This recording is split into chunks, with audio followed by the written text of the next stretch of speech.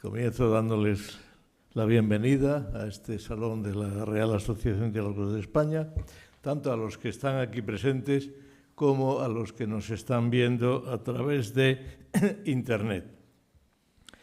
Celebramos el primer Congreso de Emblemática que organiza la Real Asociación de Diálogos de España con la colaboración de la Real Academia Matritense de Heráldica y Genealogía y el Instituto Internacional de Genealogía y Heráldica.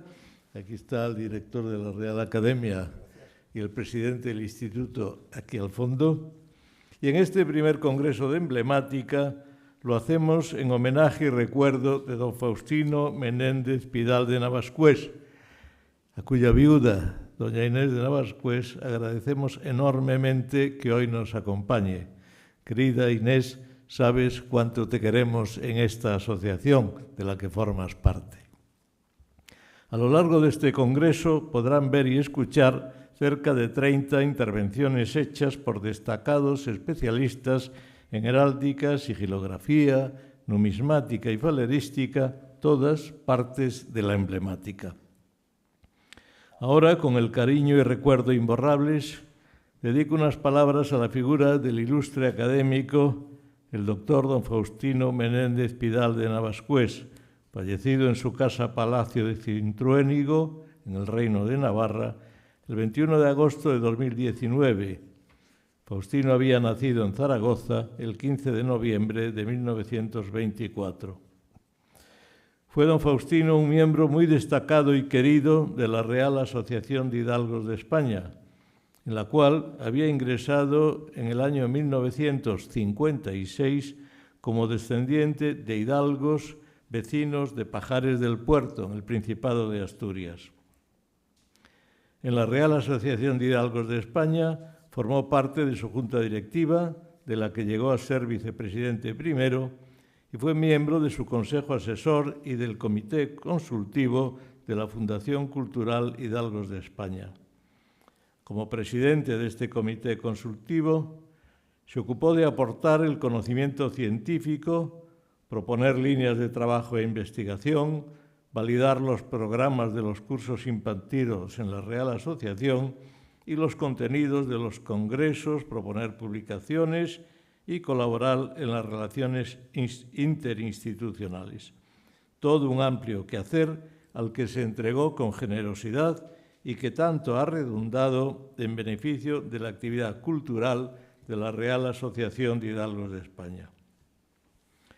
Por sus extraordinarios méritos, en 1981 la Asamblea General le concedió las Hojas de Roble y en el año 2009 fue nombrado benemérito, que es la más alta distinción que otorga esta Real Asociación, distinción con la que se reconoce una larga trayectoria de extraordinario, valioso y desinteresado trabajo en favor de la Real Asociación de Hidalgos de España, siendo la persona que la recibe un claro ejemplo de encarnación de los valores propios de la hidalguía. Por esta distinción, en un lugar destacado de esta sede de la Real Asociación, está el retrato de don Faustino Menéndez Pidal, con su escudo de armas y portando la medalla de académico de número de la Real de la Historia. Don Faustino Menéndez Pidal de Navascués ejerció la profesión de ingeniero de caminos, canales y puertos a lo largo de bastantes años, aunque su creciente interés y dedicación a las ciencias de la historia, muy especialmente a la emblemática, le consagró como su interés científico máximo, objeto de una larga y extraordinaria, fecunda labor académica. Nos decía el propio don Faustino que la conversión no fue instantánea, como la de San Pablo, sino progresiva. Influyó el hecho de que mis tíos Juan y Ramón se hubiesen dedicado a temas relacionados con la cultura. Lo que he propugnado siempre es enfocar el estudio de los emblemas heráldicos como un hecho histórico y humano.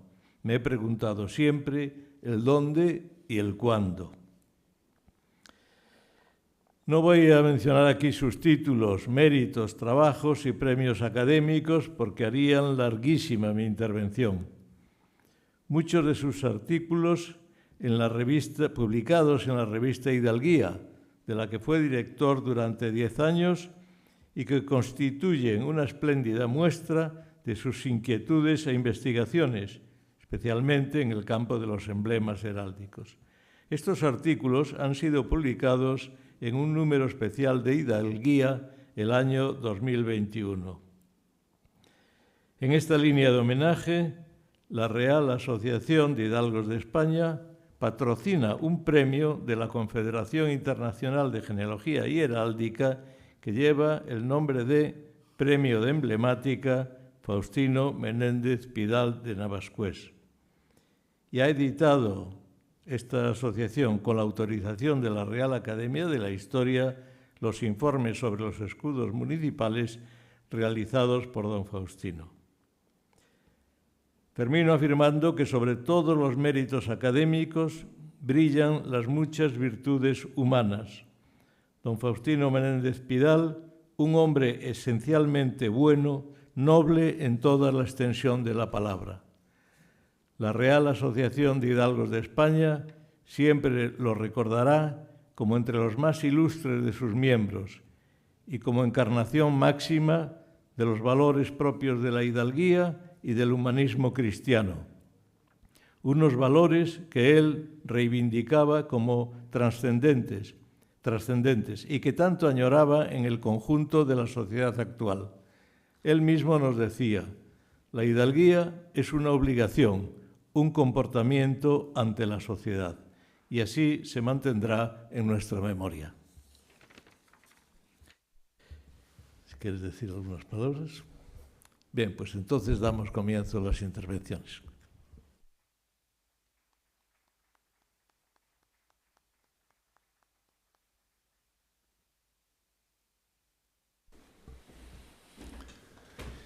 Muy buenos días. Me cabe el honor de tomar la palabra en esta primera jornada del Congreso para presentar a nuestro ponente, el catedrático don Alberto Montaner Frutos, que va a pronunciar la ponencia de apertura. Alberto Montaner Frutos es catedrático de Literatura Española de la Universidad de Zaragoza y subdirector de su Instituto de Patrimonio y Humanidades. Nadie de los que en España de estas últimas décadas nos hemos ocupado de la emblemática, y una expresión, en fin, de contornos quizá un poco difusos, o de la heráldica y disciplinas afines, a nadie le resulta ajeno el nombre de Alberto Montaner, porque sin duda su nombre está unido de manera indisoluble a la promoción de nuestras disciplinas. Junto a nuestro añorado Guillermo Redondo, fue el impulsor de aquel, yo casi me atrevería a calificar de mítico Congreso de Emblemática Internacional en Zaragoza, celebrado a finales de la década de los 90 del pasado siglo, que permitió dar un impulso importantísimo a la emblemática como ciencia social y promover, pues, en fin, desde entonces, en un ámbito más amplio, los estudios relacionados con este lenguaje semiótico tan importante. Alberto Montaner, además de la infinidad de publicaciones que tiene en su haber, ha sido profesor invitado de las mayores y más prestigiosas universidades del mundo. Y su línea de estudios abarca, además de los estudios propiamente dichos relacionados con la emblemática general, la poesía épica hispánica y comparada, las relaciones literarias y culturales hispano-árabes, la problemática de la edición de textos y la epistemología de las ciencias humanas. Creo que es un verdadero lujo tenerlo entre nosotros y que nadie mejor que él para poder darnos un punto de situación sobre la emblemática general en este momento. Por tanto, con este título de la emblemática general, nacimiento, consolidación y futuro de una disciplina, doy la bienvenida y doy paso al profesor Montaner. Muchas gracias. ¿Se me oye bien? ¿Se me oye?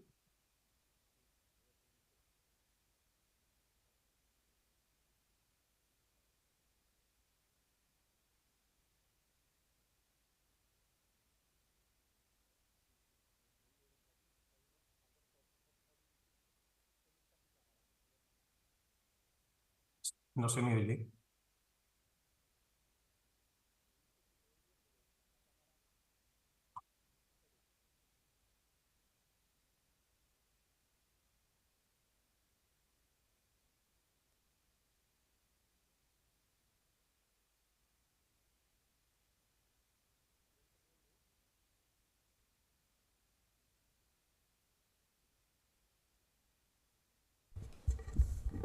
Alberto, ¿me oyes? Yo a vosotros sí, pero vosotros a mí no. Sí, sí, te oímos, pero no te vemos. Conecta la cámara, por favor. Bueno, ahora...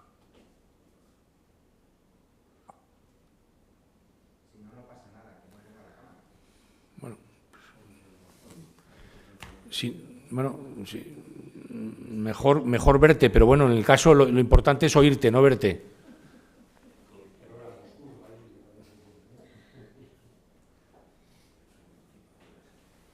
Alberto, ¿me oyes?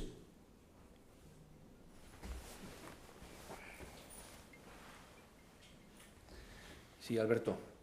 Hola, oye, yo os veo a vosotros y os oigo, pero por lo visto, y según el programa, o sea, según la aplicación, yo tengo el micrófono y el vídeo conectados, así que no sé dónde está el fallo.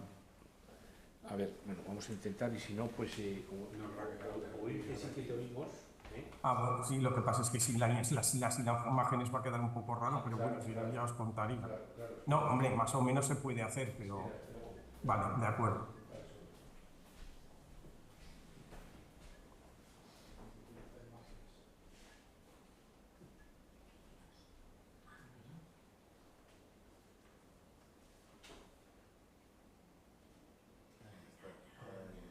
Ya está.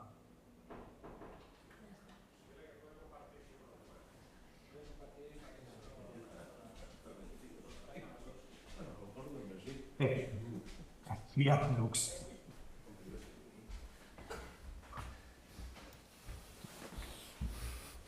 Alberto. Ya estamos en Sí, ya proceso. puedes compartir sin problema, ¿eh? ¿Eh? Que sí, que ya está solucionado. Vale, voy a intentar compartir pantalla a ver si esto sale bien, que siempre es un albur. ¿Se ve? Sí, sí. Vale. Muy bien, pues bueno, antes de nada,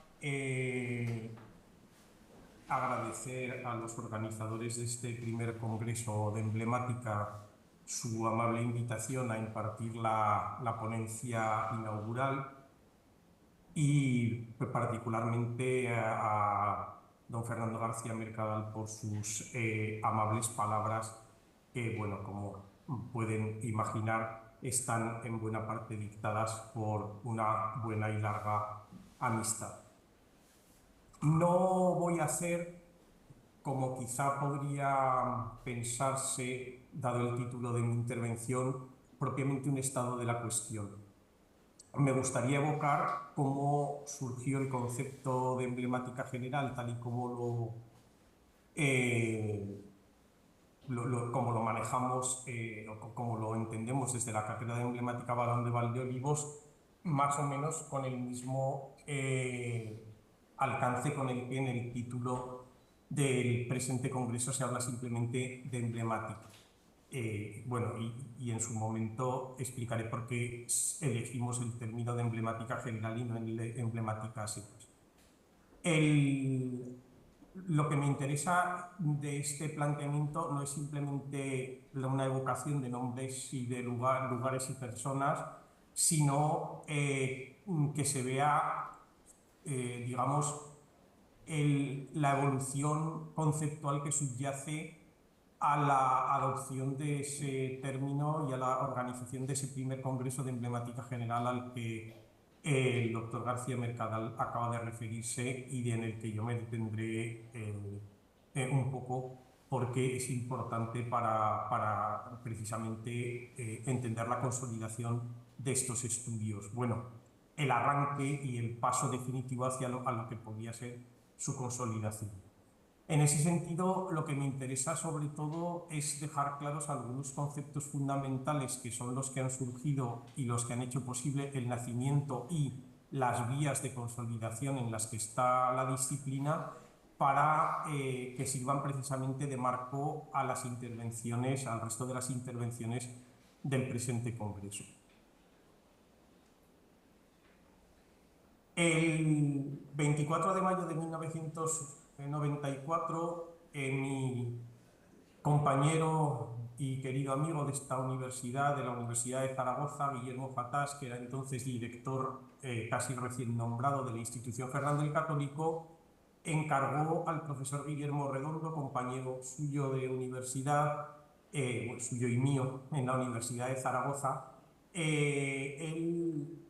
la dirección, le encomendó la dirección de la Cátedra de Valdeolivos, que de facto implicaba su revitalización, puesto que, a diferencia de otras cátedras de la institución, esta llevaba mucho tiempo inoperante.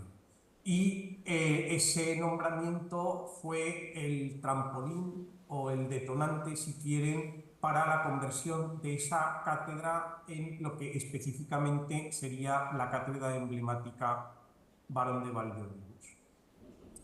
Don Francisco Talibalonga, sexto Barón de Valdeolivos, es el epónimo de la cátedra, es la persona cuyo nombre se adoptó a mediados de los años 60 para dar nombre a esta cátedra de la institución Fernando el Católico, porque había sido uno de los estudiosos recientes en Aragón, uno de los más destacados estudiosos recientes en Aragón en relación con la tríada clásica de heráldica, genealogía y nobiliaria, a la que habría que añadir la esfagística, porque él fue un destacadísimo coleccionista de sellos, no filatélicos obviamente, sino de sellos de cera, de originales y de réplicas, de vaciados, pero aunque no llegó a publicar prácticamente nada sobre el particular, pero la importante colección que reunió y que ha sido estudiada por don Ernesto Fernández Sesta, que hace poco, o sea, que hace un momento formaba parte de la mesa inaugural, con lo cual dejó ahí un legado, aunque no, él, como digo, apenas publicó o apenas trabajó sobre el particular, o sea, investigó en términos de redactar sus investigaciones, sin embargo, acopió un material muy importante. Pero bueno, en último término, salvo esta atención a la sigilografía estadística, digamos, el grueso de su trabajo se orientó hacia esa tríada clásica, heráldica, genealogía y nobiliaria, pues en la línea, pues, por ejemplo, de lo que por entonces hacía la revista Hidalguía. Cuando Guillermo Redondo se hizo cargo de la cátedra, inmediatamente la idea fue abrir el ámbito desde la heráldica a cualquier otro tipo de emblema y englobar lo relativo a la genealogía y a la nobiliaria en un planteamiento más amplio que abarcase el conjunto de las bases sociales de la emblemática. De ahí surgieron diversas iniciativas, aquí recuerdo dos de las más importantes. Por un lado, la creación de la revista Emblemata, revista aragonesa de emblemática, no revista de emblemática aragonesa, como a veces se ha entendido por una lectura demasiado en diagonal. La revista es aragonesa, pero la emblemática es internacional, como no podía ser de otra manera en el planteamiento de Guillermo Redondo y de quienes colaborábamos con él.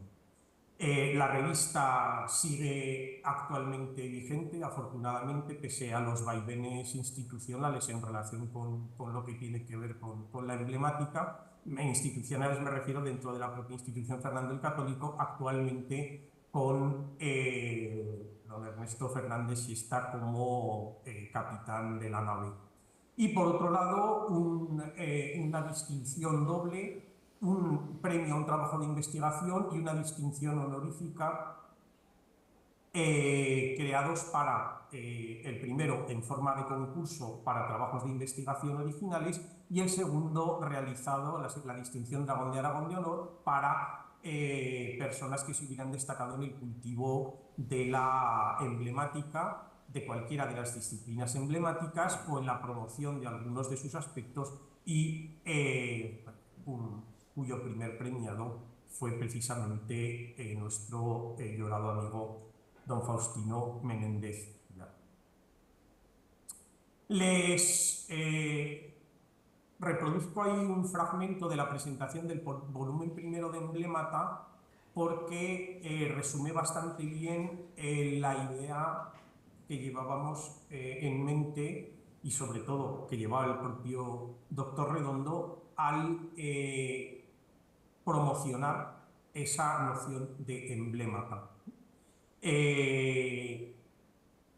En la que lo fundamental era el estudio de los emblemas, entendidos, tienen ahí la definición entrecomillada, cualquier cosa que es representación simbólica de otra, y que podía adoptar formas muy diversas como la heráldica, la vexilología, la sigilografía, la insigniaria, la indumentaria y cualquier otra modalidad de representar simbólicamente a personas individual o colectivamente.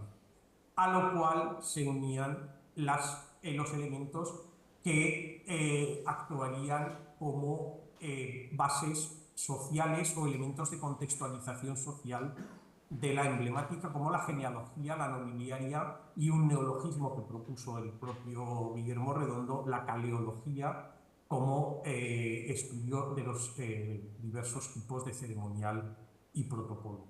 Como ven, Guillermo Redondo era un decidido partidario de ese enfoque que hoy técnicamente se denomina como enfoque holístico, es decir, del griego holos, todo, es decir, el enfoque totalizador, el enfoque globalizador, en el sentido más auténtico de la idea de transdisciplinariedad. El concepto de emblemata, obviamente, no nos lo habíamos sacado ni el doctor Guillermo Redondo ni quienes colaborábamos con él por aquel entonces de la manga. Tenía ya una cierta tradición para referirse a ese tipo de elementos. De hecho, hubo, digamos, un hito que fue la exposición celebrada en el Musée Guimet de París en el año 64 con el título de Emblemas, tótemes y blasones, que, bueno, de una manera todavía un poco aproximativa, pero recogía toda una serie de elementos que ya apuntaban en esta dirección. Obviamente un tótem no es un emblema en el sentido que hoy le damos al término, pero los blasones, o sea, los escudos de armas y otras formas emblemáticas sí. De hecho, precisamente reflexionando sobre el contenido de esa exposición, el semiólogo francés Georges Monod, en su introducción a la semiología del año 70, separaba los tótems de los blasones y otros elementos similares a los que consideraba como signos de reconocimiento, con lo cual ya avanzábamos hacia una precisión sobre el concepto de emblema. Fue en sus primeros trabajos, Michel Pastoureau, en trabajos como Las Armerías y el Tratado de Heráldica del 76 y del 79 respectivamente, cuando se introdujo la expresión función emblemática referida a determinados elementos como los escudos de armas, aunque Pastoureau nunca llegó a definir qué entendía exactamente por función emblemática. Y en el año 93, el año previo a la revitalización de la Cátedra Barón de Valdeolivos, don Faustino Menéndez Pidal de Navas pues ingresó en la Real Academia de la Historia con su discurso Los emblemas heráldicos, una interpretación histórica, donde ya utilizaba emblema, no lo tituló las armerías, los escudos de armas, por supuesto no los blasones, sino los emblemas heráldicos, ¿no? Entroncando con esos planteamientos previos que daban carta de naturaleza al concepto de emblema, pero siempre desde esa perspectiva preferida por don Faustino de la interpretación histórica, es decir, de la evolución de los emblemas en una contextualización sociohistórica determinada. Pero si ya existía el concepto de emblema, lo que no existía todavía propiamente era el concepto de emblemática en el sentido de el estudio de los emblemas. Bueno, por un lado, el conjunto de los mecanismos emblemáticos y el estudio de los emblemas.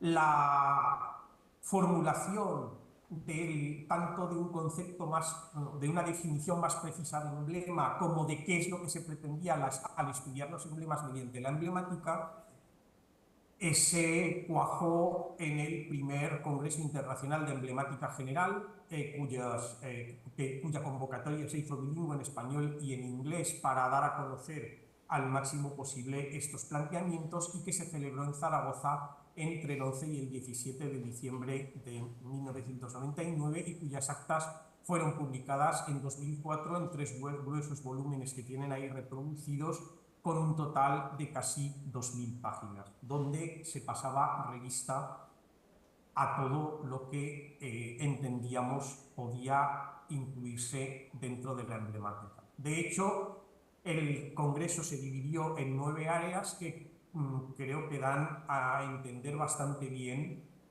la perspectiva de lo que se pretendía con la nueva disciplina. Por una parte, por supuesto, los fundamentos epistemológicos y metodológicos de la emblemática como disciplina, como una forma de saber histórico, pero no únicamente histórico, porque también tiene una parte de, digamos, de análisis interno, ¿no? De cómo se configura cada tipo de emblema por sí mismo, ¿no? Independientemente de cómo haya evolucionado su uso social. Pero esto, por supuesto, también había que tenerlo en cuenta, y de ahí surgieron las áreas segunda, los portadores de los emblemas, demografía, genealogía y onomástica, es decir, el estudio de la población, de las relaciones familiares en forma de linaje y de los nombres de las personas, algo que cualquiera que se haya ocupado de temas como la historia de la emblemática, perdón, de la heráldica, ¿no? Con las armas parlantes, por ejemplo, o el uso de determinado tipo de emblemas como los monogramas, pues entiende perfectamente. Y luego aspectos más amplios y englobadores, por un lado la nobiliaria como en relación con un estamento que siempre privilegió el empleo de emblemas, aunque desde luego ni mucho menos fueron exclusivamente suyos, y el derecho premial, disciplina que tan postergada, por desgracia, se ve en nuestro panorama jurídico-político, y al que tantos esfuerzos ha dedicado quien ha tenido la amabilidad de presentarme, el doctor García Mercadal. Y después ya pasábamos, después de esos elementos de fundamentación de la disciplina y de contextualización sociocultural del emblema, se pasaba ya al estudio de determinadas formas emblemáticas específicamente.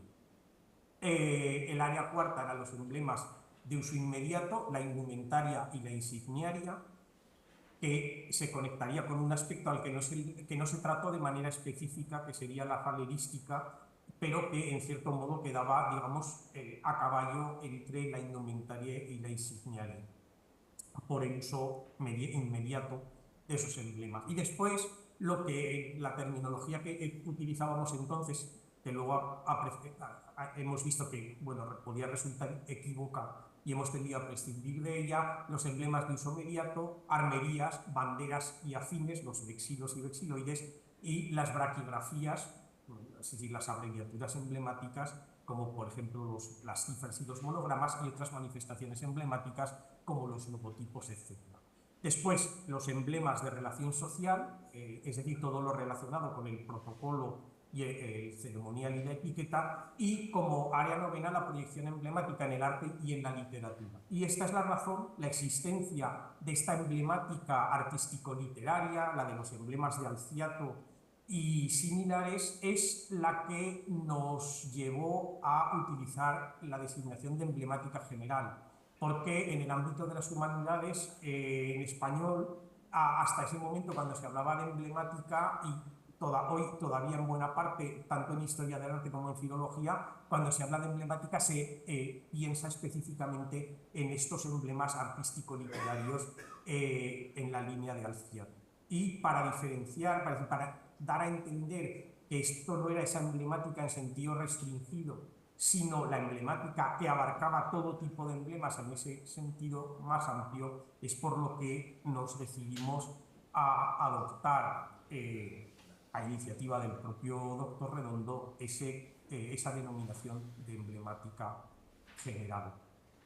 El concepto de emblema se definió precisamente en el seno del Congreso en estos términos: cualquier elemento visible, es decir, esto es un aspecto importante, es algo visible, es algo que se percibe por la vista, que constituye la representación simbólica de una persona física o jurídica, singular o colectiva, y que traduce una identificación personal, un vínculo familiar o comunitario, una posición social o un mérito individual.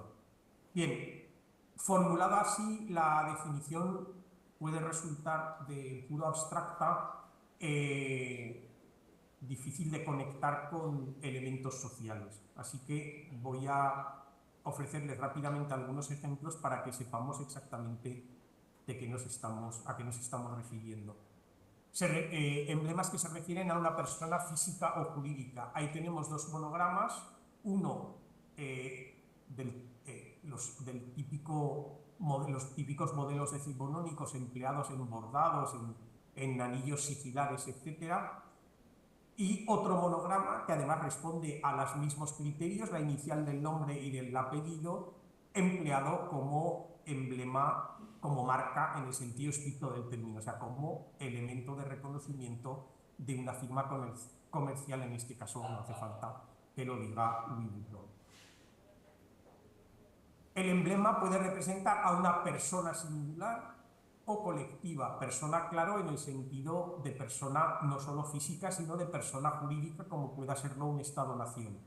Ahí tienen las banderas de la República Federal Alemana y de la República Argentina, a estos efectos personas singulares, y titulares colectivos en forma de la Unión Europea y de la Unión de Estados Americanos, que traduce un vínculo familiar de los Jaimes, es decir, la fachada de la casona de Magallón, donde aparecen estas armerías, está vinculada a una familia de apellido Jaime. Y la insignia de la Cruz Roja con la leyenda Enfermeras de la Cruz Roja España. En un caso es un vínculo familiar, en el otro es un vínculo comunitario. El emblema funciona, y de ahí también la importancia de su relación con la onomástica, funciona de una manera muy similar a la que en términos verbales, solo que el emblema en el campo visual funciona un nombre propio. No tiene un significado intrínseco. Si nosotros decimos Antonio, Pedro, Juan, esto no es lo mismo que si decimos mesa o botella.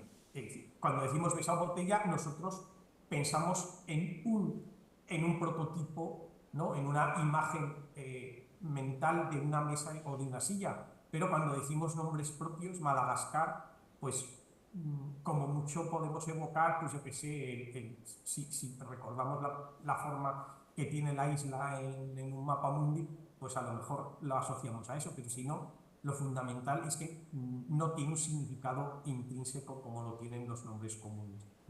Sirve para identificar a una persona física, por ejemplo, el nombre de pila o el nombre y los apellidos de una persona, o a una persona jurídica mediante su razón social.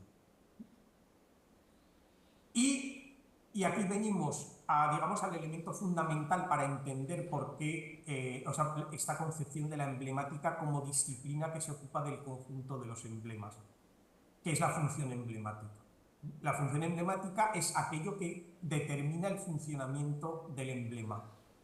Esa función emblemática puede ser identificadora directa o identificadora indirecta, también llamada, por una analogía con términos lingüísticos, predicativa.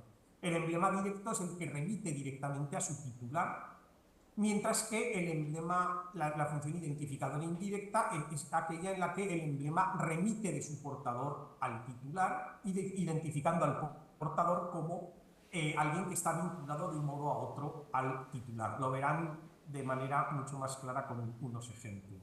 Aquí tienen dos casos de ejemplificación directa. La bandera de España,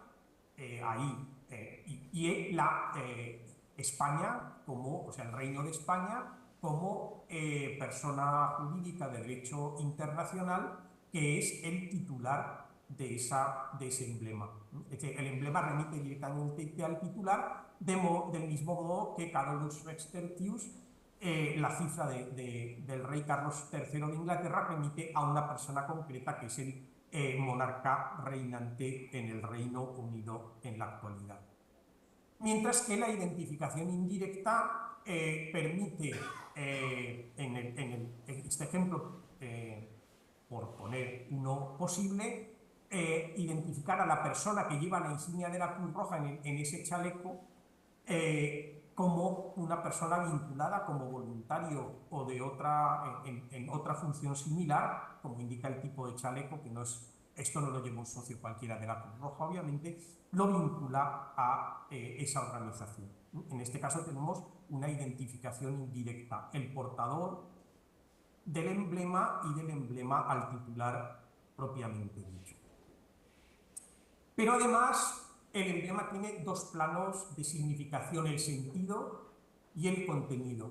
El sentido equivale a lo que en lingüística se denomina la denotación y equivale a esa función identificadora, que es el núcleo, es el meollo de todo sistema emblemático. Eso que Mona denominaba signo de reconocimiento, ¿no? El emblema es un signo de reconocimiento del titular. Pero muchos emblemas generan, además de ese sentido, un contenido, lo que en términos lingüísticos llamaríamos una connotación, que tiene que ver más bien con la identidad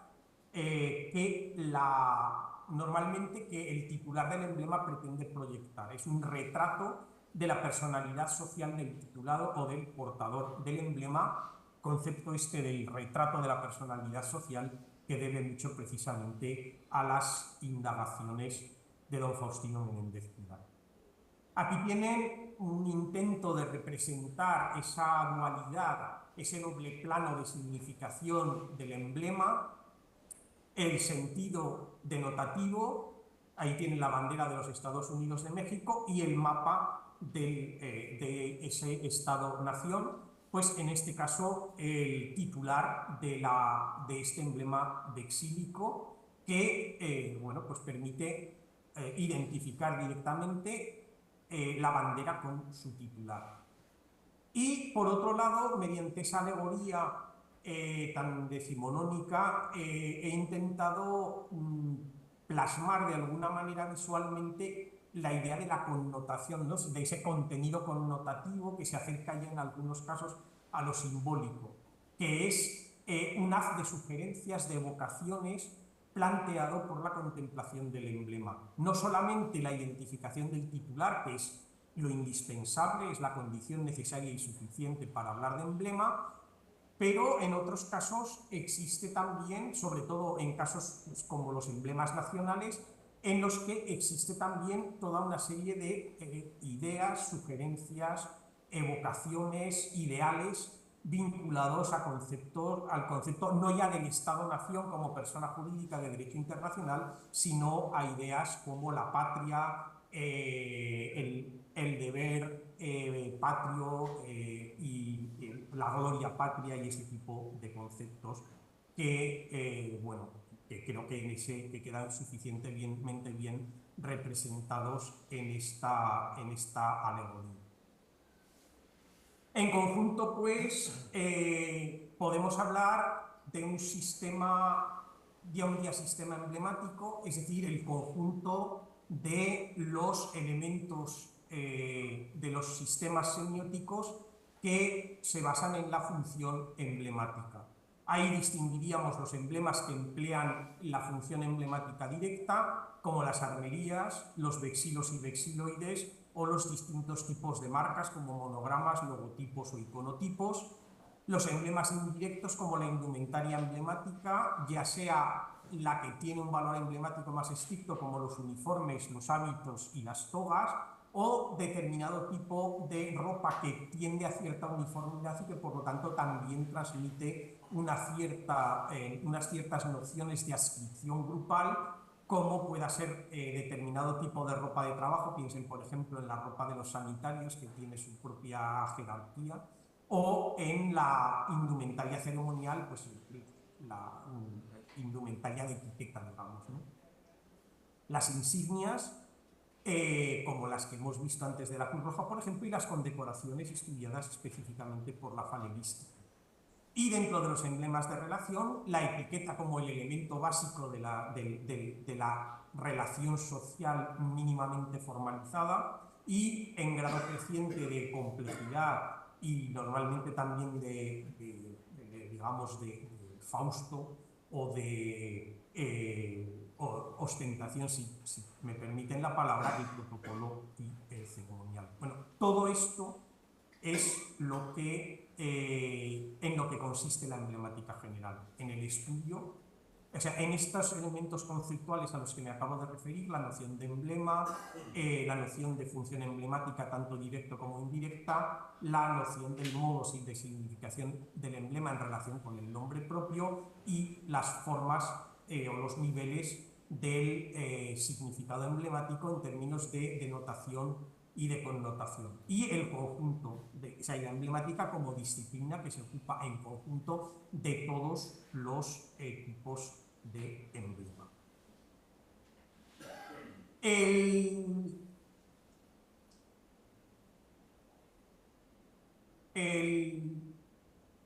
Vamos, a los pocos meses, iba a decir el mismo año, pero no, fue ya a principios del año siguiente,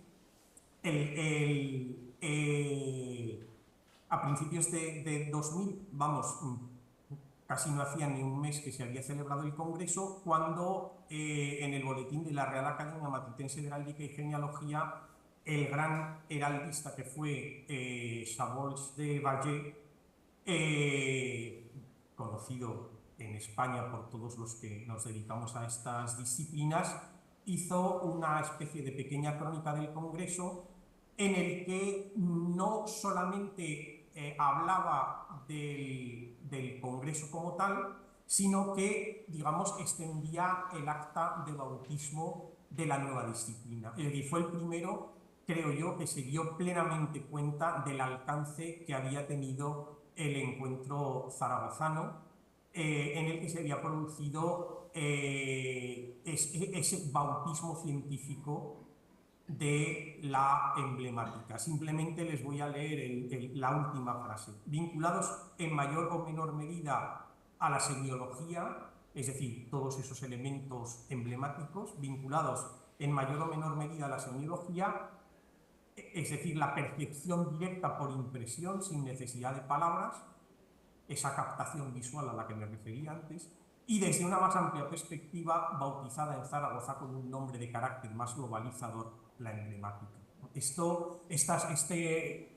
breve artículo de Chabols de Vallée en el boletín de la Matritense, pues realmente fue para nosotros una enorme satisfacción, porque implicaba el reconocimiento no solo del esfuerzo de organización que se había hecho, sino lo que a nosotros realmente nos importaba más, que era el esfuerzo científico, el esfuerzo de realmente sentar los cimientos de una nueva disciplina que se había realizado en la fase preparatoria del Congreso y en el Congreso propiamente dicho. 9 años más tarde, el heraldista, bueno, el investigador Darcy Bolton de la Royal Heraldry Society of Canada publicaba en 2 partes, de las cuales la cita procede de la primera, un artículo titulado Estudios heráldicos avanzados, una introducción en la revista científica de esa sociedad, de la Real Sociedad Heráldica de Canadá, Alta Studia Heráldica, donde trazaba digamos, un sucinto panorama de cómo se había llegado a la emblemática. La mayoría de los signos en cuestión, incluidas las armas, las cimeras, las divisas, los lemas, los colores de las libreas, los designios de las banderas y de las cuatro familias heráldicas, pertenece a un tipo general de signos cuya función semántica es representar la identidad particular de su referente. Podemos llamar a esos signos bajo el término genérico, con el término genérico de emblema, introducido en 1430 y utilizado en ese sentido ya en 1666. Podemos describirlos a ellos y a los fenómenos relacionados con ellos con el adjetivo de emblemática, en uso desde 1645, designando al conjunto completo de reglas, convenciones y prácticas relacionadas con su concepción, designio, representación y uso con el reciente término de emblemática, bueno, en inglés emblematics, en plural, es lo que se utiliza como linguistics y en expresiones similares, ¿no? Cuyo pariente francés, la emblématique, estaba en uso en este sentido desde 1994. Ningún autor, sin embargo, había definido, había definido propiamente el término de emblemata. El término fue oficialmente adoptado por el Comité de Organización del primer Congreso Internacional de Emblemática General, y efectivamente la primera vez que se utilizó en inglés emblematics fue en el título de ese congreso. Aquí tienen a un especialista canadiense que adopta el término como una cosa ya consagrada en inglés, cuando ese término lo acuñamos nosotros porque, obviamente, con buena fortuna, puesto que un hablante nativo lo sanciona como bueno, en ese momento. Lo que yo quiero subrayar aquí es que en menos de un decenio el concepto ya se había internacionalizado y en estas pocas líneas extractadas del extenso artículo de Boulton se refleja una perfecta comprensión de cuál es el concepto moderno de emblemata y cuál es el concepto de emblemática. Subrayo esto porque, por desgracia, no ha sido completamente... bueno, está, a nuestro juicio al menos, el término está tardando... Bueno, no el término. Los conceptos relacionados con los términos emblema y emblemática están tardando en generalizarse. Es decir, una buena parte de los trabajos relacionados sobre estos temas siguen anclados en esa vieja tríada de emblemática, genealogía y nobiliaria, que de suyo es perfectamente legítima, eso no cabe la menor duda, pero que adquirirían un nivel, digamos, científico y de capacidad explicativa superior en el ámbito de la emblemática general. Y no me refiero a que pudieran ser mejores trabajos tomados de forma individual, porque los hay excelentes en cualquiera de esos tres campos. A lo que me refiero es a que la comprensión de los emblemas dentro del marco que proporciona la emblemática general es realmente más abarcador y permite explicar mejor tanto la constitución interna de cada uno de esos sistemas emblemáticos que hemos visto, como la función social y la evolución sociohistórica de los mismos, tanto en sus aspectos formales como en sus aspectos de funcionamiento social. Por eso, digamos, yo he venido aquí, si me lo permiten, con una cierta actitud militante, en el sentido de promover una plena comprensión y un empleo decidido y a fondo de los conceptos relacionados con el emblema y la emblemática. Una precisión ya casi para terminar. A lo largo de nuestras investigaciones cada vez fuimos profundizando en la idea de que si bien el emblema y el símbolo en determinadas ocasiones pueden estar relacionados, por ejemplo, pues una bandera nacional es muy fácil que además de ser un emblema en sentido estricto, es decir, ese signo de reconocimiento o esa representación del titular Estado-Nación como persona jurídica de derecho internacional, puede adquirir mediante ese mecanismo connotativo, puede adquirir una serie de elementos que ya lo convierten en algo simbólico. Pero de suyo el emblema y el símbolo, aunque sean categorías relacionadas y relacionables, son dos elementos distintos. Un símbolo es una manera de representar de forma plástica o a veces verbal un conjunto de ideas normalmente abstractas y en ocasiones incluso francamente difíciles de verbalizar, de exponer con detalle verbalmente. Mientras que un emblema es un signo que puede ser más o menos complejo, pero cuya función básica es remitir a un titular. Ahí tienen el escudo de la ciudad de La Paz y el emblema, la paloma con el ramo de olivo como símbolo de la paz. Y tenemos un emblema en sentido estricto y un símbolo. Y aunque en este caso el símbolo se ha utilizado como cimera del escudo de armas local, según un uso de los yelmos como timbre de las armerías cívicas, que en el ámbito hispanoamericano no resulta particularmente extraño, está claro que hay una diferencia entre las dos cosas. La función del emblema es remitir. La función primaria y, si me apuran, la única indispensable del emblema es remitir a su titular, representar a su titular, mientras que el símbolo tiene una carga mucho más compleja, ¿no? Porque, bueno, pues imagínense todo lo que se podría decir a propósito de la idea o del concepto o del haz simbólico, de la constelación simbólica en torno a la idea del emblema. Por eso, en la versión actualizada que ahora empleamos desde la Cátedra Barón de Valdeolivos de emblema, sustituye de signo de representación simbólica de una persona física o jurídica por de signo representativo de una persona física o jurídica, ¿no? De manera que se evite cualquier posible confusión.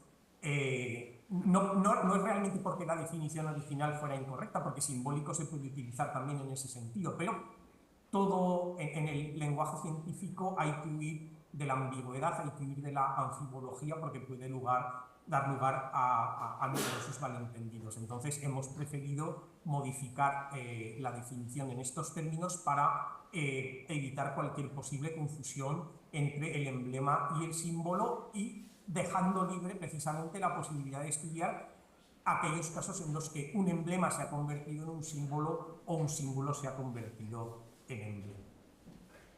Y ya para concluir, estamos aquí y ahora.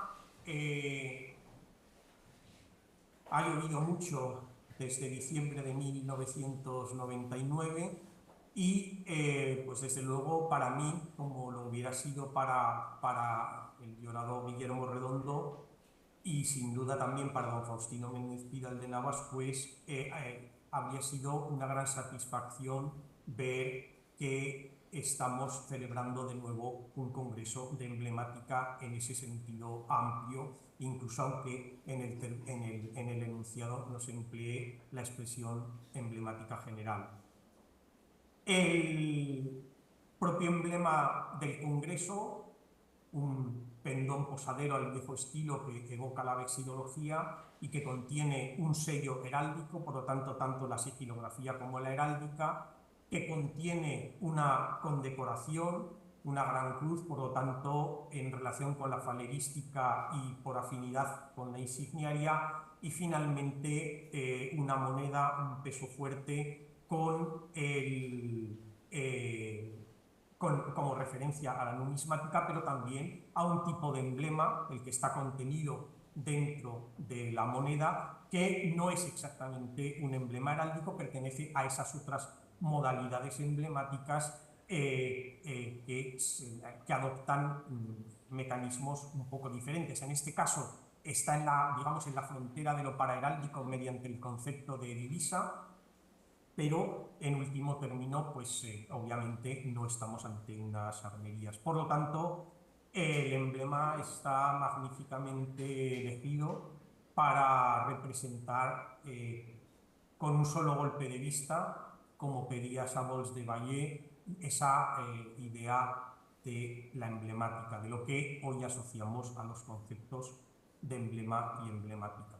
Mi deseo es, pues, que este congreso que se anuncia como primero no se quede solo en el primero, como por desgracia y por circunstancias ajenas a nuestra voluntad se quedó el primer congreso de emblemática general, sino que sea el primero de muchos que nos ayuden a precisar, a desarrollar y a difundir esos conceptos de emblema y de emblemática, entendida tanto como el conjunto de los mecanismos emblemáticos, como en términos de la disciplina holística, de la disciplina abarcadora que permite estudiarlos a todos. Y quien dice estudiarlos quiere decir comprenderlos. Y eso es todo por mi parte. Muchísimas gracias.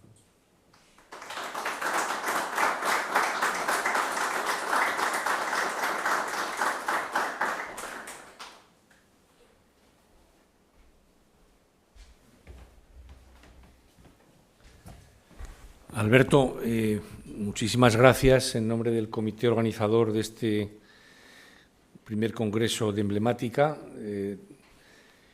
No nos has defraudado, has cumplido sobradamente nuestras expectativas porque verdaderamente pues, tu exposición ha sido magnífica y creo que es una manera muy acertada de inaugurar este congreso, teniendo en cuenta que eres la persona que atesora la memoria de esta disciplina y que nos has explicado muy bien cómo fue la génesis de ese congreso, en el que también tuvo participación Faustino y muchos de los que estamos aquí todavía presentes. Y de los participantes en este congreso, en efecto.